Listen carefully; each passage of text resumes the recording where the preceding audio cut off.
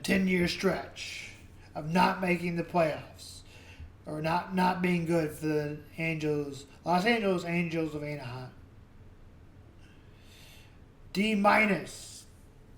Nobody excited the White Sox to be any good, but entering the Thursday's game, they were 27-23 and on pace to win fewer games than last season.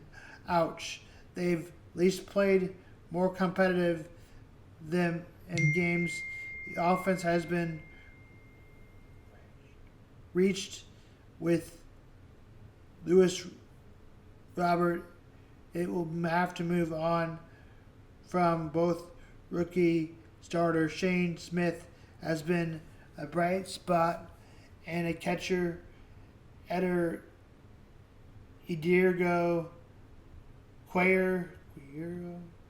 Guerrero was called up and has been impressive at the plate. Still appeared to be third straight losses, 100 losses in the works. Pittsburgh's Pirates a F. Yes, they have Paul Skeens, who has been outstanding. He did give up 3 home runs Tuesday, but I have no choice but to give them a failing grade considering their no pace for 99 losses. I'm not really sure how the Pirates dig themselves out of this either. They're not even a young team with 5 of 9 regular position. O'Neal Perez is the only hitter who has provided much power and is exciting. He has at the plate and stealing bases. His advantage in center field have basically turned him into a replacement level player. The Pirates were 61-100 in the 2021. Despite 5 years of rebuilding, they might be handed the same record. The Baltimore Orioles are F. The vibes aren't good in Baltimore right now for sure, although this week series with the Yankees will get the Oilers going. The Cowboys trade for Geroge Perkins. Why? Of course this would happen. He's a damn Cowboy. Of course the Cowboys apply him. They always do. They always get the more dramatic players. They just do. It's just their problem. Miraculous wide receiver and got a 6th round and a 7th round pick. The deal closes Perkins with 3 years of Pittsburgh 3-year contract, out touchdown, including 1,400 yards in 2023. Perkins' tenure was the best by any issue and received unhappiness. The Steelers' offense, accusations of lack of effort. Perkins leaves the Pittsburgh and the same offensive opportunity in Dallas. Todd Archer and Jeremy Flower and Brockport and implication both teams and picks. The Steelers, by exploring this trade draft, they went to the land of capitalizing, returning by avoiding entering the final year of Geroge Perkins' rookie deal, eligible for extension. The Steelers previously desired the receiver Pittsburgh, but extending him was risky, potentially dramatic side eye to eye, then exploring a productive player. Steelers years with costly and against Bengals.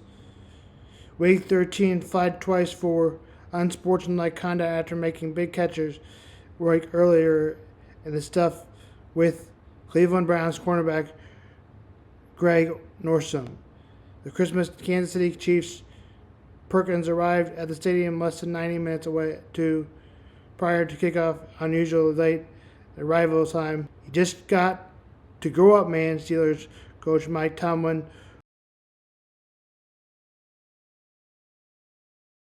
We will have windy later today as well, but it begins with massive breaking news in the NFL. Shefty drops a bomb a little less than an hour ago. The Dallas Cowboys and Pittsburgh Steelers are finalizing a trade. It will send wide receiver Geroge Perkins to Dallas in exchange for draft pick compensation. The trade's expected to include a 3rd-round pick, other pick swaps, and is expected to be finalized Wednesday. Wednesday, by the way, is today. So let's dive into it. Orlovsky is up. Wilbon's in on it, but we start. Peter, we've been waiting and wondering what would happen with Pickens. We thought it might happen before the draft. It didn't. Now what? The Cowboys were in the hunt to look for a wide receiver this entire offseason. They had not made that move yet. They finally do, and I will tell you that the Steelers have been looking at their wide receiver room for quite some time. They tried to get Brandon Ayuk last year in a deal from San Francisco. It didn't come to be. Instead, they traded a second-round pick for DK Metcalf and then gave him a $30 million a year contract. George Pickens entering the final year of his contract. And I would like to correct some people. Some people think that he is a diva or he's cantankerous. I talked to the Steelers folks. George Pickens is demonstrative on the field, but he is not an uncoachable player. In fact, he does have a great way about him in the locker room and is very well liked in Pittsburgh. For the Dallas side of this, they sat on an all draft. Everyone wondering, why are they not drafting a wide receiver? Why are they not drafting a running back? They took an offensive lineman. They get a player who I think is the best available prospect for a third-round pick, and then they can decide if they want to re-sign him or not. Well, listen, that's a good point. The contract piece of this is something, but if they had gotten a player the caliber of George Pickens in the third round, we would have been losing our minds on this set last Friday. And Orlovsky, we were talking about this a lot leading up to and during the draft. They need to address wide receiver. They need to do something there. The Cowboys I'm talking about now. Instead, and Jerry sort of hinted, I've got something up my sleeve, and it turns out he did. What do you make of this trade from the Dallas side first, Dan? Yeah, the move squarely puts the Cowboys as a playoff contending football team this coming season. I anticipate the Cowboys to be better than other people. And a couple months ago, Greeny, it was the Cowboys can be a playoff contender if two things happen. Number one, that Dak Prescott has to stay healthy. That hasn't been the case recently. And then two, they got to get a number two guy opposite CeeDee Lamb. George Pickens, in the chaos of the quarterback situation at Pittsburgh, averages like 15 yards a catch. So we're talking about adding that to a wide receiver opposite CeeDee Lamb that is going to get you about 100, 110 catches a season and push 1,500 plus yards. George Pickens, contract year, yes, he's not a perfect type of player, but his ability to go down the field and make plays with an offensive line that I think is going to be one of the better ones in the NFL at the back end of the season, this squarely puts the Cowboys back into the we are a playoff contending football team. And then the other side of this, there is another name that I think has to get mentioned when it comes to this story. You've got, obviously, the Cowboys and Jerry Jones and Dak, and you've got George Pickens himself, and you've got DK Metcalf. And then there is the ever-present and also ever-absent quarterback in Aaron Rodgers. Michael is booing before we even get the question out. Because I know where it's coming. What are we doing here? Greeny and I have been talking about me being in New York on the way to Boston, by the way, for the night, for a few days. And I texted him, and I just said, I will come on as long as the name Aaron Rodgers cannot possibly come up. He got and I get here 6:45 this morning, and Greeny says about this breaking news. So we will have to talk more about the most now, as great as he is, first ballot Hall of Fame, absolutely, there's no doubt about that. He has now become the most overrated and overstated quarterback in the league. Because last I checked, he'll be 42 years old sometime. He will be this coming season, yes. And is it like 4 or 5 years since Aaron Rodgers was any damn good? Yes. And yet, people talk about him. Why don't we just go get John Elway out of mothballs? I mean, when people talk about Aaron Rodgers as if we're going to get the 2010 version. No, we're not. And we don't move on from it. And so I know here this trade is going to be Aaron Rodgers. If the Steelers, really?